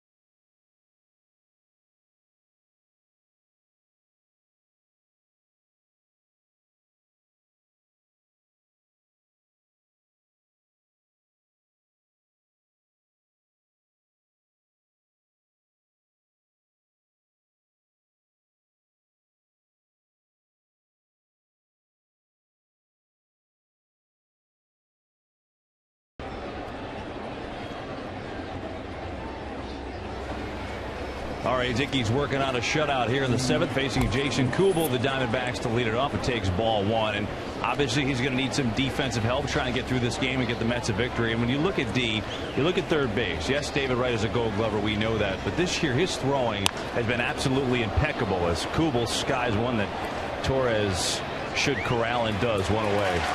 You know, Wright has been on the money with his throws, and I asked him about it. He said, you know, you got to give a lot of credit. Chip Hale, I work with him a lot. He said, but Tim Tuffle has done amazing things with me. And, you know, he did things in spring training, little drills that really helped. I felt like I got things out of those drills, and it was all on footwork. And I asked Tuffle, what did he see? He said, well, first thing I did when I got the job is I asked for video of all the infielders. And, you know, when David Wright was young, I was the infield coordinator for the Mets, and so I knew exactly what he looked like. And when I saw him on film, he was a lot different. When I watch on film, I watch from the ground up, which means I'm looking at footwork first. And what David had gotten into a habit of doing is doing this little hop after contact. And when he did that, he would get himself in a really bad position to throw the ball because he was late, and because of it, his footwork was bad. He'd end up throwing it sidearm, and that ball would tail on him sometimes. So what we did is eliminate that, get himself in a better position, and really step in stride towards first base, something that he really got away from. It's made a big difference, guys. Well, there's no question the results have been remarkable. It's been a complete non-issue this year. You know, it's amazing about Tim Tuffle, who was a shortstop in college, is that defensively the part of the game did not come that easily to Tuff. He had to work very hard at it. He had to move from short to second base. He had to learn all those little intricacies of playing the position, all the footwork. And now it's been able to, all this knowledge that he got as a player, he's able to impart as a coach. I think that's fantastic. What's interesting, too, guys, it's as the walk here to Goldschmidt, it's interesting in that, you know, just how a different set of eyes, right? I mean, you know, when Sandy Alomar was here, he worked on arm angle with David. And Wright said, yeah, that's definitely important, but that was the focus. Chip did a bunch of different things. Chip was a great coach. And then Tuff comes in and sees footwork, and that's made a difference. And for someone that played with Timmy, he is just such a good person and a good communicator, and I think that's part of it too. He's just he's a guy that, you know, has put the work in, and you want to really take to heart the things that he gives you to be a better player. Of course, Timmy shared that second base job for a good portion of his tenure as a Met with Wally Backman. And it's pulled on the ground, and Murph might be two. Turner has to make the turn in the middle, and he does so perfectly to end the inning. So Turner getting an education at shortstop, that time in the middle of a 4-6-3 double play, with Goldschmidt coming down on him like he'd been there his whole life.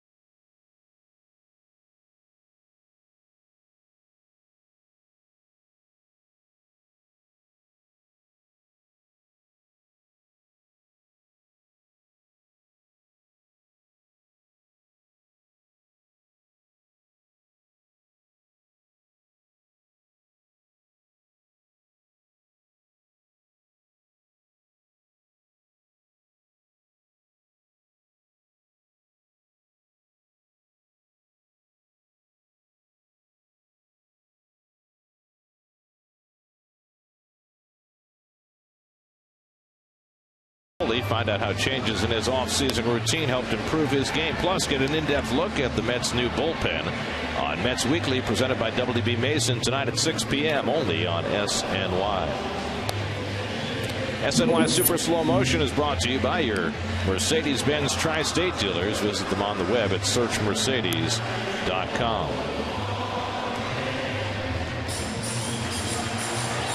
Here's your AT&T trivia question for today. Last season, Kirk Gibson became the 4th former MVP to be named Manager of the Year. Who are the other 3? That's a great question. Well, one's on his staff. How about that one? I'll give you a little hint, guys. There's Charles Nagy, the pitching coach, UConn, Fairfield, Connecticut, right-hander. Alan Trammell on the left, great shortstop with the Tigers in his day. It is an all-star coaching staff, yes. That's for sure. All-star and MVP.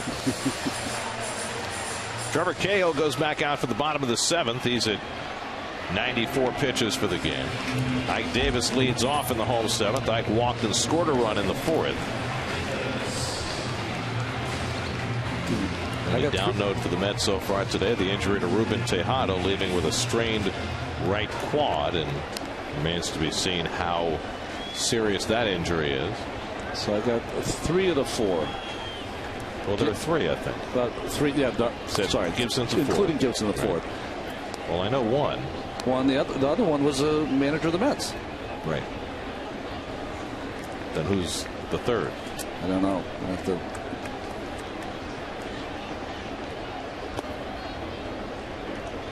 Two 2-0 to Ike, who was hitless in his last 12 official at bats.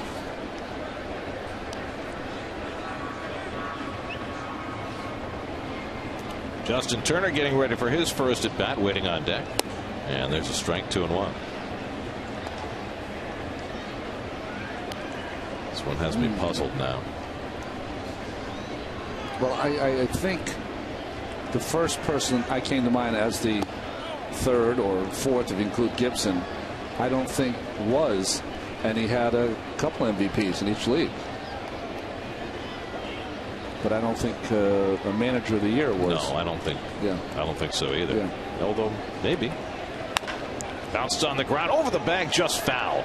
Nice play by Goldschmidt. Had it been fair, a ball that looked like it was by him, but it was a foul ball. Well, Goldschmidt has showed me a lot. I thought when he first came up, he was kind of all hit and a work in progress at first base.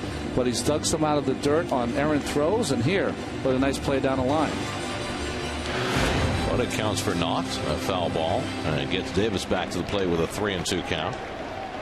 With Turner and Tolley to follow here in the 7th. Mets looking to expand on a 3-0 lead. And he goes down swinging on the changeup. So Ike Davis is struck out. That is the 2nd strikeout of the game for Cahill. His first one came back in the 1st inning. Well, Trevor Cahill, in his real good season of 2010, mixed in a few more breaking balls than we're seeing today. It is mostly a sinking fastball and that changeup.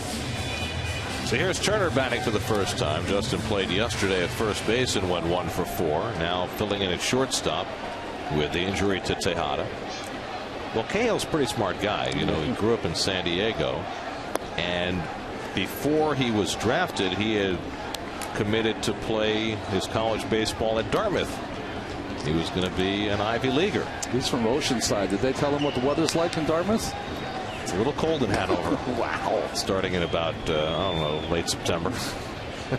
I lived up there for a year and a half. Went through one winter there. That was enough. You and I were talking about some of the pitchers that have come from Dartmouth. Pete Broberg, you mentioned. Remlinger, Mike Remlinger. Right. I was thinking of Kirk McCaskill, who pitched for the Angels. I thought he was a Dartmouth guy.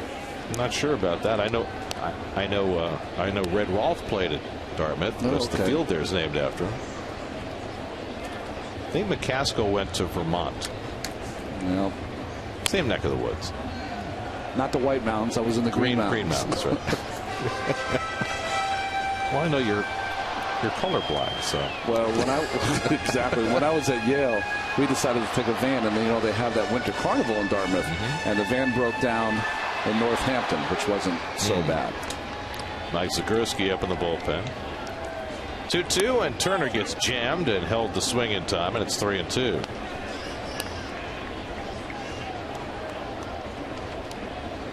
Brad Ausmus, Dartmouth. Okay, there we go. He's retired now, right, Brad? I think finally. Yeah. He stuck around a long, long time. And Turner lines one to center. On comes Parra to make the running grab, and that's the second out. So 2 out and nobody on. That's 8 in a row retired by Cahill, doing his best to keep his team in the game on a day when R.A. Dickey has dominated the Diamondbacks through 7. I've got R.A. at 97 pitches, so no question he's going to stick around for at least the 8th. Tolley singled in a run in the 4th inning, 1 for 2 on the day, and he takes the changeup off the plate. You know what's interesting about R.A. after his last start? He chided himself. He said, you know, the stuff I have to go deeper into those games, and he's acting it out today.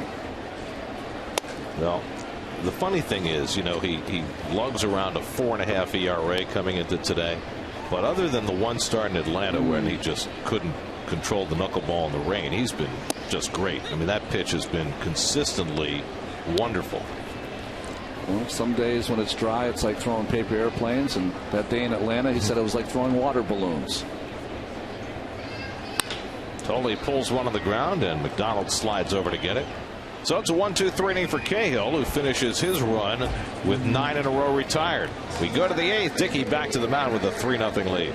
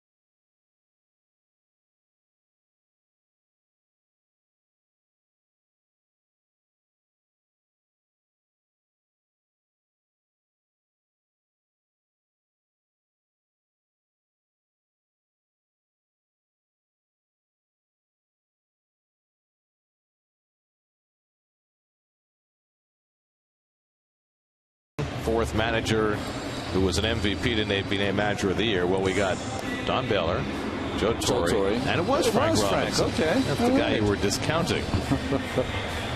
So all 3 were MVPs who were named manager of the year. Well, Dickey working on a 2-hit shutout, but the Mets will keep the bullpen busy. Roush and Burdack are both up.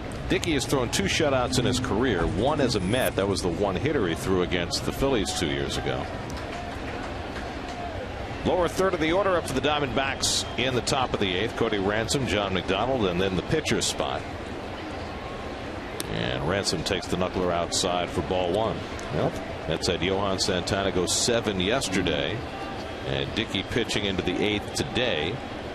That certainly takes a little pressure off what has been a very beleaguered bullpen. Well, today's game has become much like Pavlov's dog. I don't think they even call down to the bullpen. Guys just get up around this time. So used to it.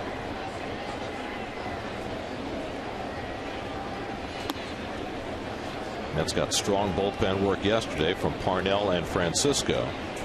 But as a group, they have the worst bullpen ERA in the National League coming into the day.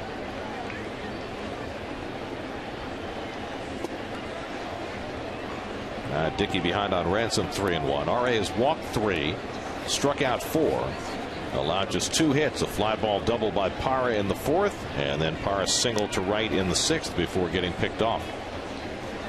And Ransom takes a fastball for a strike, 3-2. That's the right pitch by Dicky. 3-0. You got 3-run lead, 3-1 count. Go right after him. Make it put it in play. He's thrown maybe 5 or 6 fastballs all day today of his 102 pitches. And he comes right back with it, and Ransom shoots one through the hole for a base hit. So just the 3rd Arizona hit. That leads off the 8th for Arizona. And let's check in with Gary Apple. He's standing by with the New York State Smokers Quit Line game break.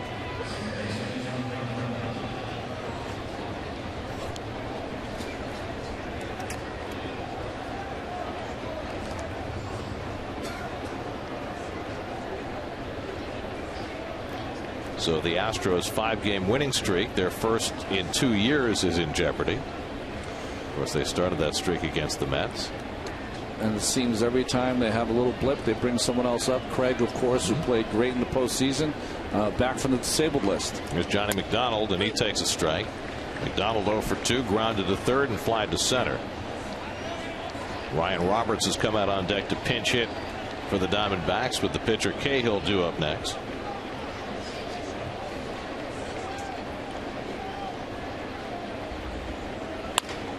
Slow ground ball. Turner with the flip, and Murphy the turn, but not in time. Ball just not hit hard enough to turn 2, and they get the lead runner Ransom for the first out. Well, nice play by Turner here. We've watched now as Murph has taken a few more liberties there at second base, and with that strong throw, of course, McDonald with enough speed to beat it out. Just want to be careful. You don't want anything silly to happen in a game that you've got somewhat under control. So here is Roberts, who had really been struggling before getting the start at third base yesterday. Hit a home run his first time up against Santana. Later had an infield hit as well. And Roberts takes the very slow knuckler low for ball 1. They call him Tat Man in Phoenix, and you can see why. Wasn't there a day that you had to hide your tattoos? Wasn't there a pitcher? That was the pitcher, Justin Miller, was it? They made him wear long sleeves. I don't think they care so much with the hitters. It's just the anti-pitcher. I mean, that's what it's all about. I get it, but that is something. He said he has lost count of the number of tattoos that he has on his body. I have no idea. Is that expensive? It's got to be, right? We all have our hobbies. Murphy flips the glasses down and picks off the pop-up for the second out. So Roberts is retired. 2 out. McDonald still at first. And Willie Bloomquist will be coming to the plate.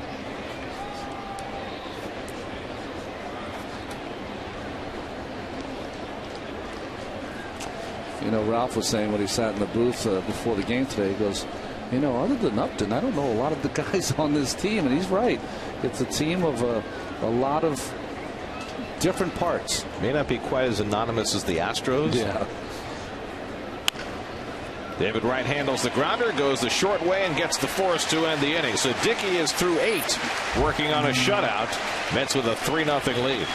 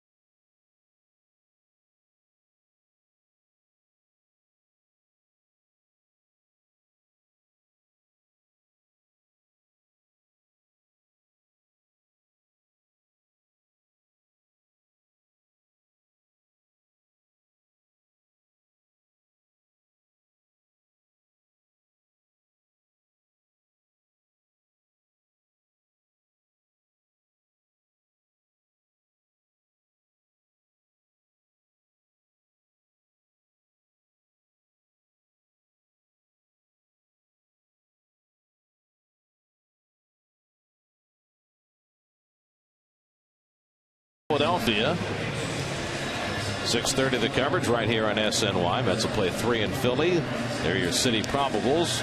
John Neese against Roy Halladay tomorrow night. Miguel Batista gets his second start of the year against Joe Blanton Tuesday night. Dylan G against Cliff Lee, who comes off the disabled list to pitch for the Phillies on Wednesday night. Before we start the bottom of the 8th, let's check in with Kevin. You know, the Phillies and Nationals are on tonight, Gary, and you almost wonder if the Nationals feel like they're trying to make it a changing of the guard of the division anyway. I mean, they've hit the Phillies 29-9 in winning the first 2 games of that series. They've now won the last 7 games against Philadelphia, going for the sweep tonight. There's a nice hand for Dicky as he comes to the play, which means we'll try and go out and have a complete game after this. But, you know, this Phillies team, we pretty much what we've known from the beginning without the big guns. Pitching has been there for the most part, but the offense has been completely invisible. Aside from Carlos Ruiz, the Phillies are not getting on base at all. In fact, they're .292 on base percentage, second to last in the NL. Only the Pirates are worse. I mean, it goes all the way down the line, too. I mean, Rollins at .267, Polanco .289, Victorino .289. Those are on base percentages for the Phillies, not averages as Dicky flies out. They are just not getting on base, therefore not scoring runs, and it's a big problem right now. Trying to avoid getting swept in D.C. tonight, Gary. Well, they're in last place in the National League East. It's almost like the standings are flipped upside down. And as far as the Nats are concerned, they're calling it Natitude. Oh, are they? Yes, the effort was made before the Phillies came to town to not sell tickets to Phillies fans who had been populating Nationals Park during their head-to-head matchups. Nice push bunt by Torres, and there's no way in the world that McDonald, even with that behind-the-back tap, can throw him out. It was artfully done by McDonald, but there was no chance, and Torres has the bunt hit. Well, this is perfect. You just got to get it by the left-handed pitcher. But McDonald is such a magician, and he did. He tried to flip it between his legs. Didn't quite get enough on it on that tap. So Torres is now hit in 6 straight games. Is coming off the disabled list, and believe it or not, that matches his career high 6-game hitting streak. Wow. James McDonald making like Curly Neal there for a second. Very nice. Marcus Haynes. There you go. 1 out and 1 on. Here's Neuenhuis, who's 0 for 3 today in his initial turn in the number 2 hole. See if Torres tries to steal a base with the former Phillies Zagurski on the mound. You know, when we were talking about it before, Gary, the Nationals have a chance to get Ryan Zimmerman back soon. They have Michael Morse, who might be back in the middle of summer. Drew Storn, who hasn't pitched, who was their closer last season. At some point, they think he's going to be back. I mean, if they get Morse back, and they have an outfield with Morse, Harper, and Worth, with Zimmerman back as well, they're going to have Adam LaRoche hitting 7th. Yeah. I mean, that's going to be quite a batting order.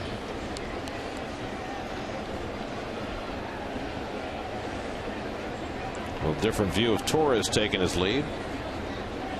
Stole his first base of the year yesterday. And Neuenhuis takes a fastball from Zagurski for a strike. So Trevor Cahill pitched well, but he's on the short end. 7 innings, 3 runs, 5 hits, 2 walks, 2 strikeouts, as he continues to pitch well on the road for Arizona. We've got Torres from all angles. I think Bill Webb's getting bored. Big lead with a left-hander. Back and it's 1-2. Sometimes Webby just likes to pull out the odd things from the toolbox that he doesn't get to use all the time. He'll have it upside down at some point. Next thing you know, it'll be a circular saw. There you go.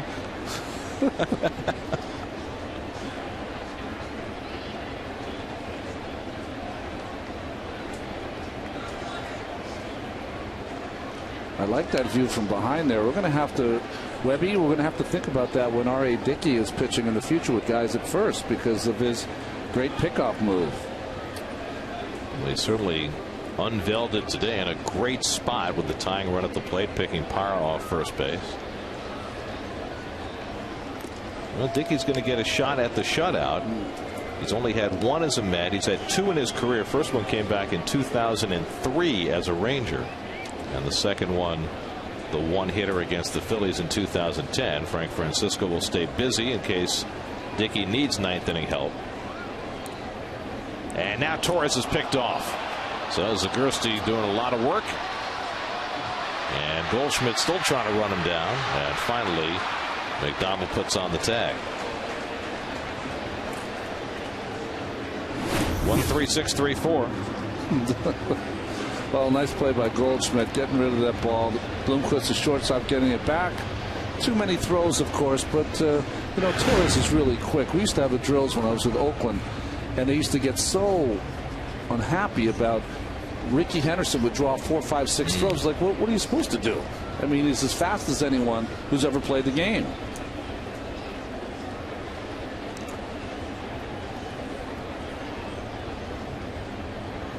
It's that great film of the early day Mets with Richie Ashburn staying in a rundown for 5, 6, 7 throws. Whitey, the MVP of those 62 Mets. Stopping on a dime, right? So 2-2 to Neuenhuis, now with 2 out and nobody on. By the way, the Mets have not had a starter go beyond 8 innings this year. Mike Pelfrey threw 8 against the Giants April 21st, and I know Mike's watching back in Wichita, and we want to send out all our best to Mike as he starts his recovery from his Tommy John surgery. Here's the 3-2 to Neuenhuis, and he gets him up and in. Zagurski takes care of Neuenhuis to end the inning. So Dicky heads to the mound bidding for the shutout. Mets up 3-0 going to the 9th.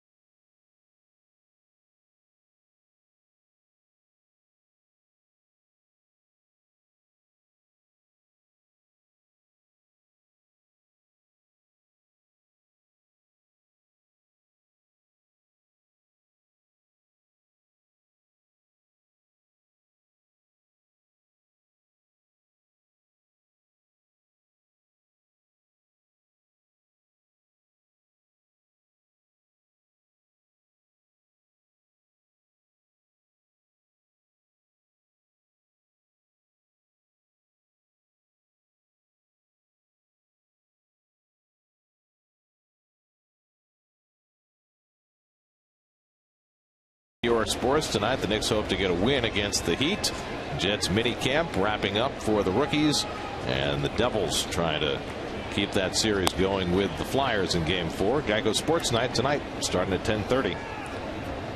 Gerardo Parra leads off the 9th. He has 2 of the 3 hits for the Diamondbacks today off ARI Dicky, and he takes the knuckleball low and in, and it's 2-0.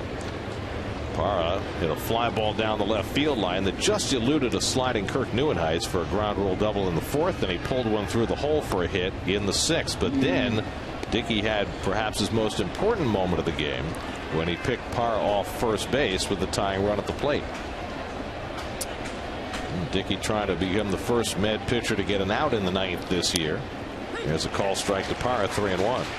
Upton and Kubel to follow.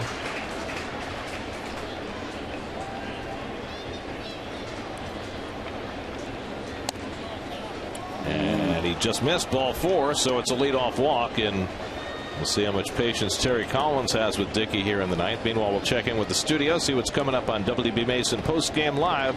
Gary Apple and Bobby Ojeda.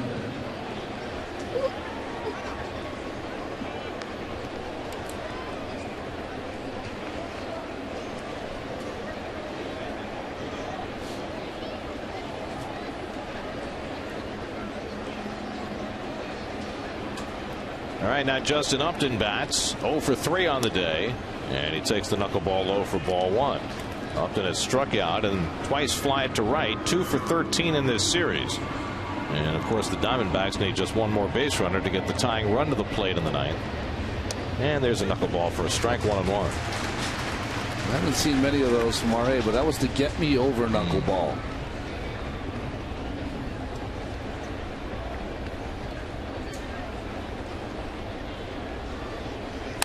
And that one's ripped down the left field line, and Upton has a base hit. Parra on his way to third as it's bobbled in the corner by Nieuwenhuis. That'll enable Parra to score. An RBI double for Justin Upton busts up the shutout for Dicky. It's now 3-1, and the tying run will come to bat. And now Terry Collins with the decision to make. Left-hand hitter coming up, and he's going to bring Tim Burdack into the game. So Dicky gave it a shot, faced 2 batters in the ninth, but a walk to Parra and a ringing double by Upton cost him a run, and Dicky very upset with himself at not being able to finish what he started.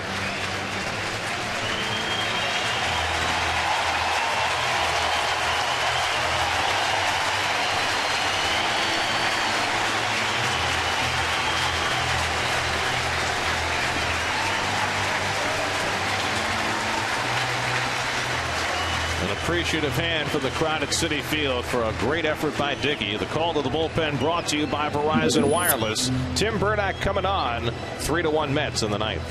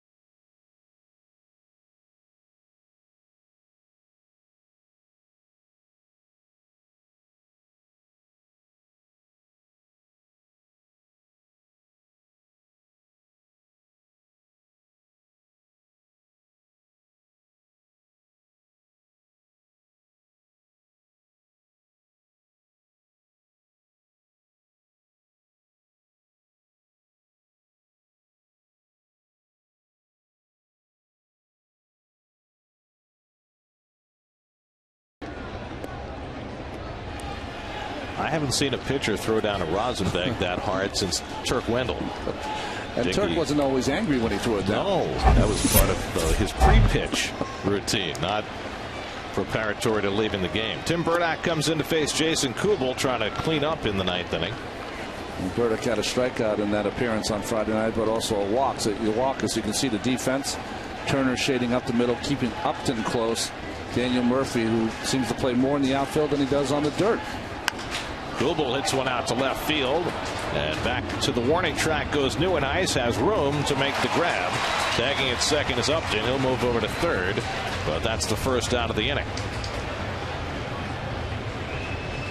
For a while there, I thought that was going to be the first kind of wall scraper here with the new fences, as that ball carried a lot further than I thought it was. So Burdack will face just one batter. He'll take his exit now after retiring Kubel on a long fly ball, and Frank Francisco will come out of the bullpen to try and earn the save and get the final 2 outs. Got a save yesterday, going for one for Dicky today. We'll be right back.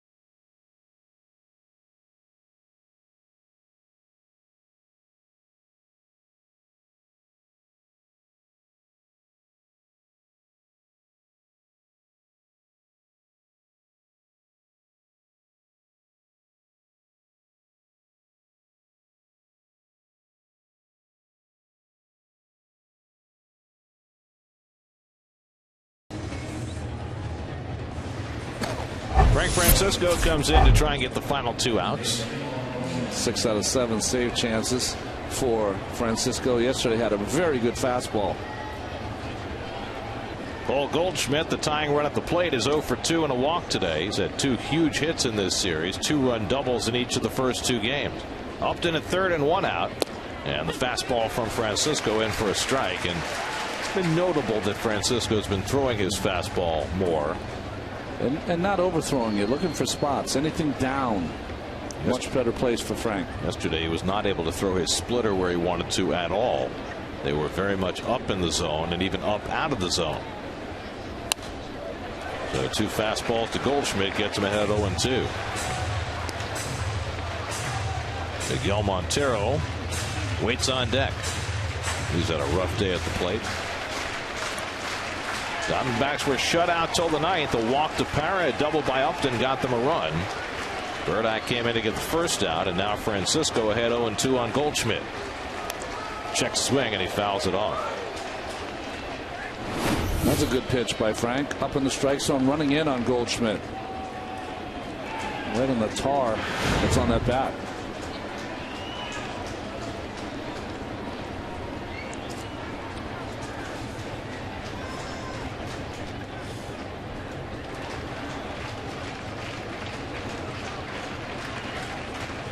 Now the 0-2. He misses with the splitter, 1-2.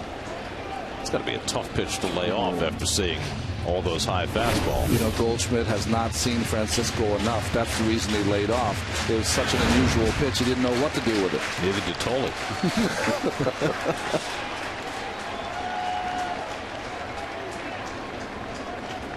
Now the 1-2. And it's bounced foul. 95 on the fastball from Francisco.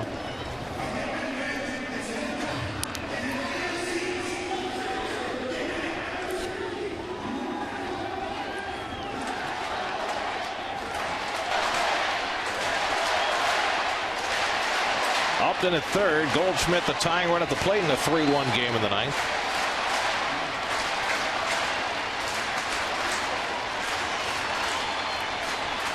One-two from Francisco, and the curveball misses.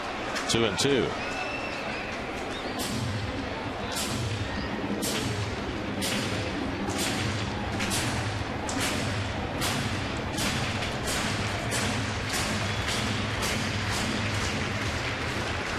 Francisco yesterday walked a batter, but struck out Justin Upton to end the game, protecting a 1-run lead. Now the 2-2. And Goldschmidt again able to stay alive as he fouled off the split. He's had some good at-bats. This young man, when he figures it out, is going to have some real strong seasons. Pound for pound, about as strong as you'll get in the National League. 8th round pick out of Texas State 3 years ago. Got to the big leagues in a hurry. Again the 2-2. It's a little bit low on a full count to Goldschmidt. So he has had himself quite an at bat after falling into an 0-2 hole. Montero to follow. And ARI Dicky can only watch with his win on the line. This will be the 9th pitch from Francisco to Goldschmidt. He struck him out. 2 out. Well, you talked about it, Gary. It's nice to see Francisco using that fastball more, and when he needs it, just a little extra upstairs to get it past Goldschmidt.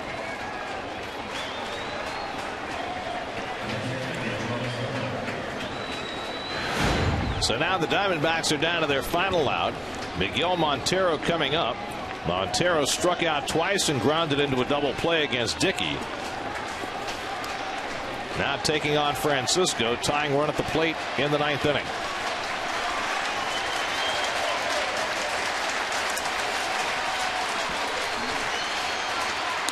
And Montero takes a splitter for a strike.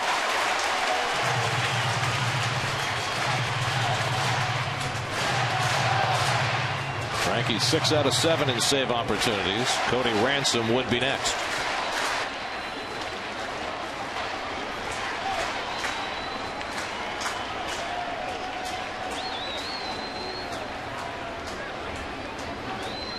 And Montero well out in front of the curveball, and it's 0-2.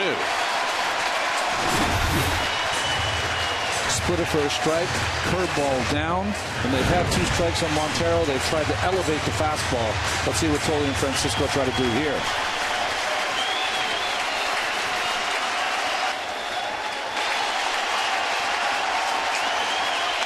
And a high fly ball hit to right field. Duda back onto the warning track, right near the wall. He's got room, and the ball game is over.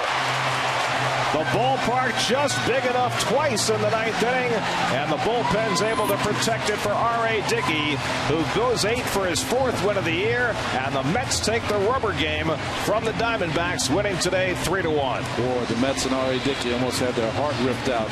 High fly ball by Montero, trying to go upstairs, didn't get it high enough, and a moon shot by Montero that Duda was able to make the catch on. Nice day for Torres today, gone base twice with a run scored. Tejada with a couple of hits before he hurt himself and his quad going down first base line.